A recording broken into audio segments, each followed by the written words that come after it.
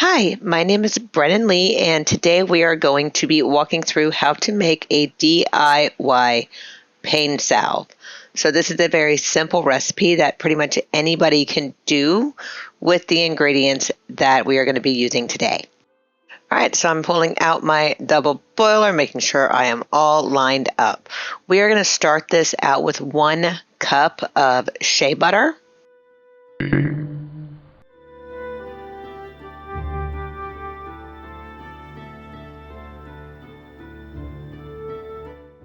Then we are going to put in 1/4 of a cup of coconut oil.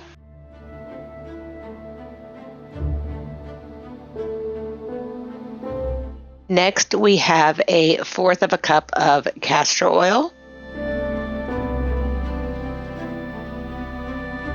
I tend to set my double boiler over medium heat since I have a gas stove. This is going to depend on what type of stove you have and your heating elements. It just differs.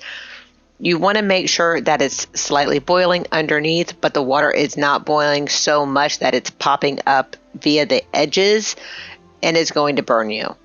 Now that I have most of my items melted down, I'm going to start adding in my beeswax. And this is 2 cups of beeswax that I'm using, but I'm doing it in smaller portions because it just melts down faster that way. And this process already takes long enough. So once I have that first little bit of wax melted down, I go ahead and add in a bit more. And I keep doing this until I have all of my beeswax added in and melted down. At this point, I'm going to start adding in about 1 tablespoon of ginger. I spill a lot of it. It's just my graceful way of being me. And then I'm going to slowly stir that in. You can use any type of ginger. If you can find an essential oil of ginger or raw ginger, dried ginger, freeze-dried ginger, it's up to you. If it is raw, however, go ahead and boil it in there, or whatever it's called when you use a double boiler, for about 20 minutes and then remove the raw ginger because that ginger will start to mold within your salve and you don't want that to happen. I am using powdered ginger because my ginger is not quite grown enough to harvest yet. So we're going to get this all mixed in really well. I am going to be using essential oils to finish off this pain salve. So you want your salve, your oils, to be between 160 and 165 degrees Fahrenheit. That way they don't destroy the essential oils that you're adding into them. So that's what I'm doing now. I am seeing what temperature it's at to see if I am safe to go ahead and add in my essential oils. We have now reached the correct temperature. So do you see what I've been dropping in on my spoon holder? I'm just going to check the consistency to see if I like that consistency. And it actually is a really good consistency, so we are good to go on our next step.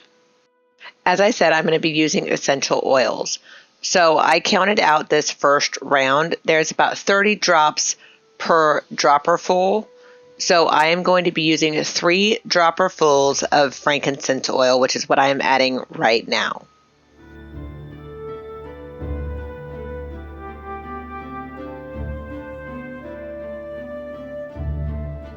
And now we are going to be adding a dropper full of lavender oil, essentially 30 drops of lavender oil.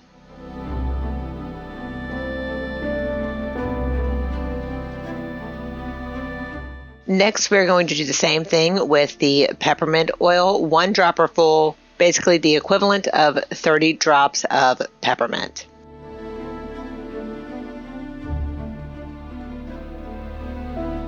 Next, we're going to just make sure we have everything very well incorporated and making sure that it smells like it should. It should not be extremely overpowering, but you should be able to smell the mix of the ginger, the peppermint, the lavender, and the frankincense oil. Next, we just want to prep our tins. If anybody has figured out how to pour out of this pan without making a huge mess, please tell me down in the comments below, because I had to switch over to my measuring cup because I basically destroyed that towel. Just wax all over it. So I'm just going to fill up my tins as close to the rim as I can get them without a huge mess.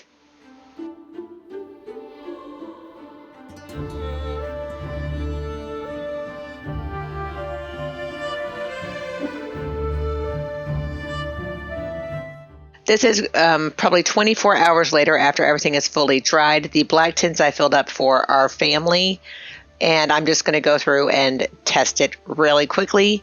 The little specks you see in that are the dried ginger, but that's not going to mold because it's a dried product.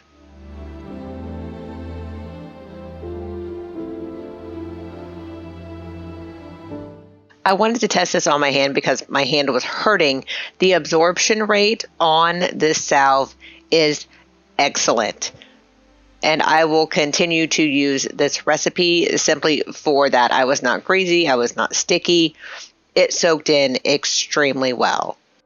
And a bonus, the pain subsided within about 15-20 minutes. It was a lot less than when I had started. So anybody who has been around for a while knows I hate taking labels off of reusable objects. It just annoys me beyond belief. But I found these labels, and they're food labels, but they are disintegratable. They disintegrate. They wash off with water. So I will be able to reuse the tins, and this is me talking to myself about how awesome being able to reuse tins are.